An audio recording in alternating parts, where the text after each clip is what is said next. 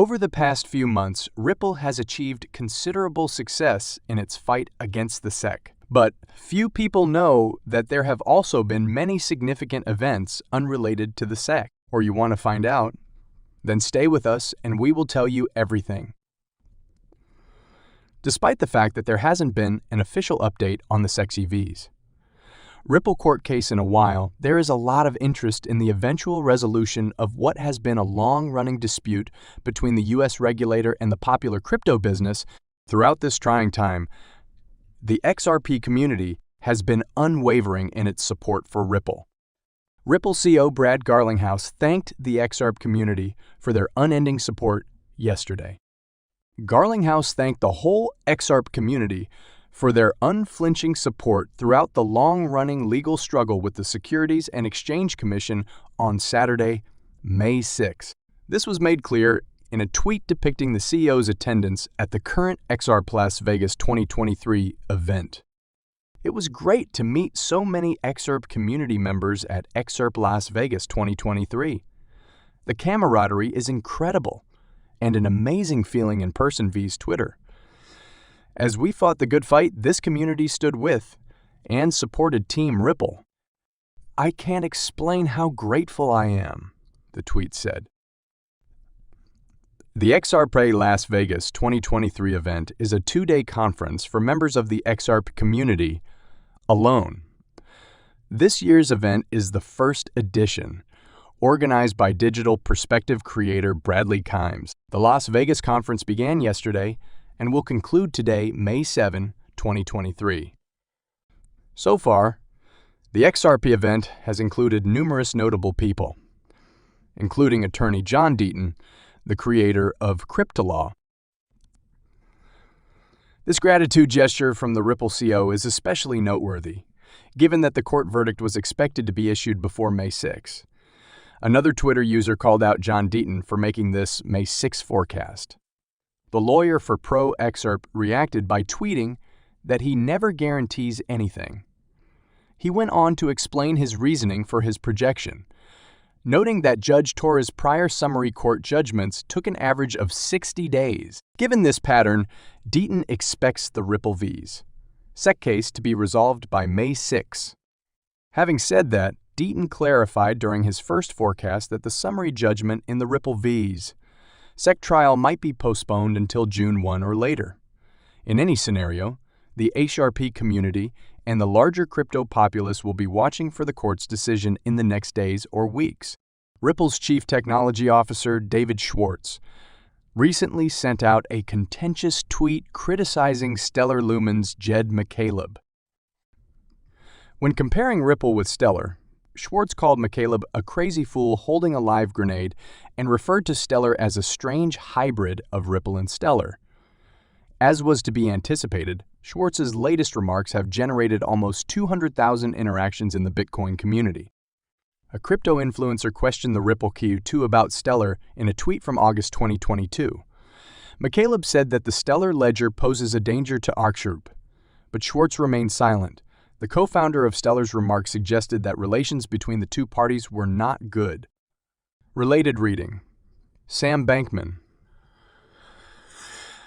Fried, the founder of FTX, pleads not guilty and requests the court to dismiss the charges. The co-founder of Stellar referred to an update of the most recent program in the Las Vegas XRP community in a tweet on May 8. McCaleb suggested that the SEC's chair step in to set things straight in an apparent reference to the current dispute between Ripple and the SEC. A few hours after posting the tweet, Schwartz referred to McCaleb as an idiot and warned cryptocurrency fans to avoid him. He used a video clip of a police officer who unintentionally set off a live bomb in a vehicle as an example. Schwartz came to the conclusion that McCaleb is portrayed in the video footage. Some questioned the propriety of this rhetoric, chastising Schwartz for using such crude language instead of emphasizing the advantages of Ripple's technology. However, a number of people supported the Ripple cut. In response, the co-founder of Stellar said, "Envy is never a good look, Schwartz." McCaleb also said that if the Ripple KO is interested in working as his secretary to handle calls for him, there is a position at Stellar. Although both groups' blockchain payment systems strive to enhance the financial industry, it is hard to predict when their issue will be resolved. It's not the ideal moment for attacks on one another while the crypto business is now engaged in a battle with authorities. According to attorney John Deaton, it will be preferable for cryptocurrency businesses to work together and develop winning strategies. A well-known media figure and participant in the XRP community named Ari has appeared to refute rumors that Ripple used XRP in an initial coin offering, ISO. In reaction to a report from Protos, Ari made her comments. Ripple does not hold the majority of UNLs on the XRP ledger, contrary to what the media outlet said. Notably, the Protos article claims that one of the world's first initial coin offerings, ICOs, was carried out by Ripple. In December 2020, the U.S. SEC accused Ripple and its officials of violating the same allegation. Ari reiterated that Ripple never conducted an ICO, reiterating the company's prior position. To put things in perspective, an ICO is a kind of crowdfunding that entrepreneurs and projects utilize to generate money by releasing a new coin, similar to initial public offers, IPOs. In conventional finance, initial coin offerings, ICOs, sell freshly produced digital tokens to investors rather than shares of a corporation.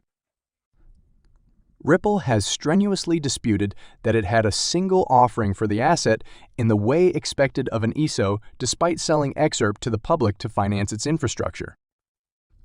Additionally, although ICOs often include freshly created tokens, Ripple's sale of XRP involves an asset that is already in circulation and tradable on a number of platforms. Ari emphasized that XRP had been in circulation for up to 3 years prior to the debut of Ether. Despite the Protos report's claim that investors had to buy XRP using Ethereum. The XRP using Ethereum.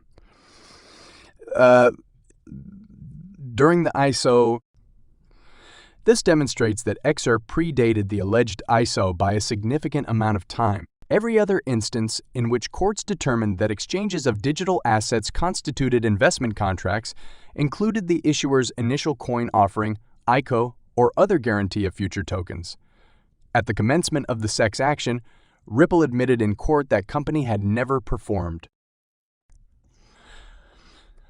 an initial coin offering, ICO, never sold future tokens to generate money, and had no contracts with the overwhelming majority of XRP holders. Additionally, Chris Giancarlo, a former head of the FCE, has stated in the past that buyers of XRP do not depend on Ripple's efforts for profits, which is the basis for the SEC's classification of assets as investment contracts.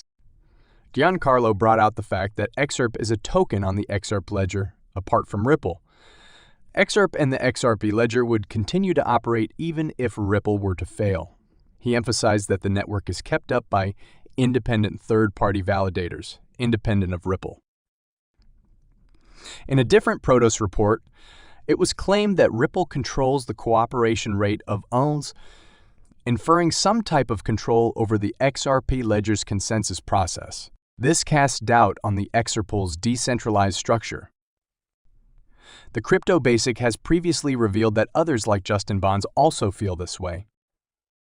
The XRP community responded to the latest Protos article and attempted to refute the assertions made. Notably, Ripple is not associated with the XRP Foundation, which oversees the Dunnel, which now has 36 validators. Instead, independent community members run the foundation. Members of the community also drew attention to the fact that, although while the network suggests UNLs, individuals are always free to choose whatever one they like. The Key2 of Ripple, David Schwartz, recently emphasized this,